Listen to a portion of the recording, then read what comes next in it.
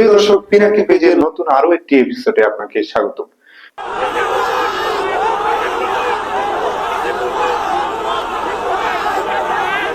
বিএনপির প্ল্যান এখন প্রকাশ্য। তারা আওয়ামী লীগকে ফিরায় আনতে চায়।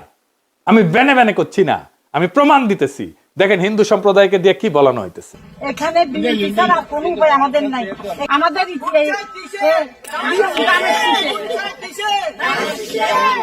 এখন আমরা আমলিক দামের শীষে আমলিক মনে করবেন কেন? আমলিক আসার জন্য আমরা এটা একটা পথ। আমরা বিএনপি কে যদি চাই, বিএনপি দেখা 10 বছর বাদ হলে আমাদের নেত্রীকে আবার আনবে, জানেন এটা। কিন্তু ওদের হাতে যদি চলে যায়, পাকিস্তানে চলে যেতে হবে সবাইকে। শুনলেন তো, কইতেছে আগে আমরা আওয়ামী লীগ ছিলাম, এখনো আমরা আওয়ামী লীগই আছি।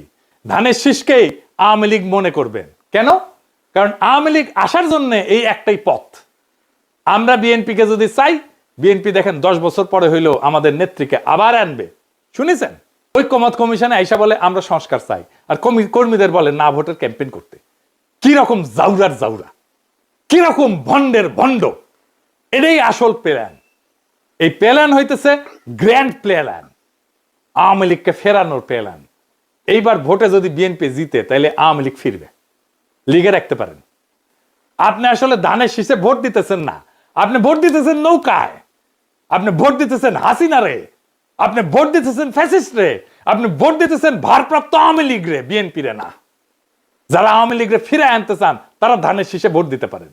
আমরা বলবো নৌকার ধানের শীষ দুই সাপেরই একই বিষ।